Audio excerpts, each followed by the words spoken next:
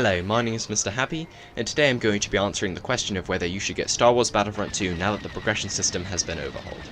As you probably know, Star Wars Battlefront 2 was one of the biggest disappointments of 2017. Many people, including myself, were really looking forward to it, but unfortunately EA completely ruined the game with the microtransactions that made the game completely pay to win. The progression system was entirely based around getting random star cards from loot boxes that would give you a random ability for a random class or hero. These star cards give you a considerable edge over your opponents, and the problem was, you could buy loot boxes that contain them with real money. After backlash from the community, EA removed the ability to purchase loot boxes with real money the day before the game's release, but they left the progression system as it was, so you could just get random star cards that often were for a class, hero or vehicle that you never even used. If you only played the Assault class, there was no way to focus on getting star cards only for that class. Basically, it was a big grinding mess, so I and many others boycotted the game. Now EA has finally done a complete overhaul of the progression system, and actually it's basically exactly what I wanted, so I purchased the game and have been playing it for a little while. I'm happy with many of the changes, however there's still a lot of problems with the game.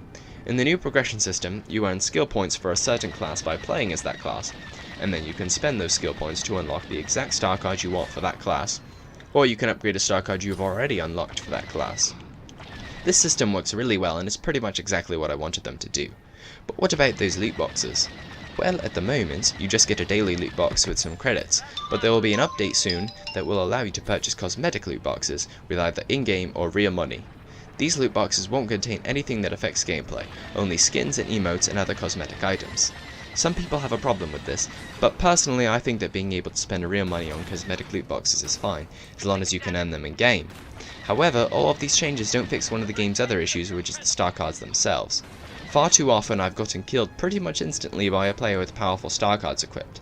It makes sense that the more you play, the more powerful you become, but in my opinion, many of the star cards are simply too powerful.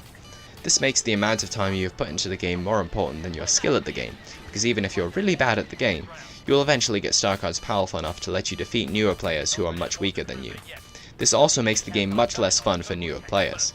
In most other shooters, no matter how long you've played, you can't really get all that more powerful than you were at the start.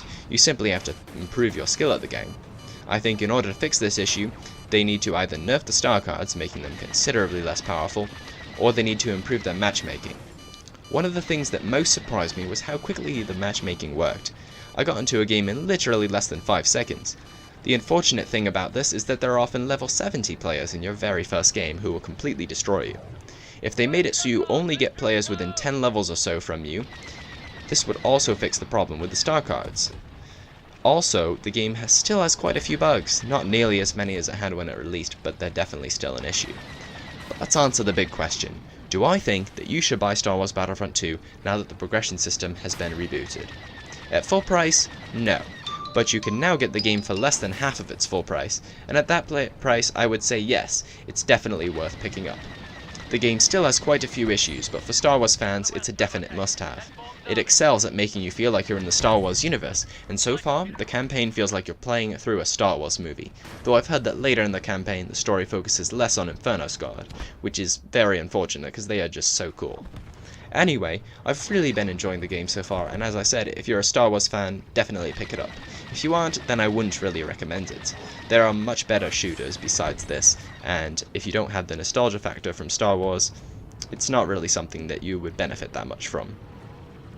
What do you think about the new progression system? Are you going to pick up the game now, or do you think EA has done too little too late?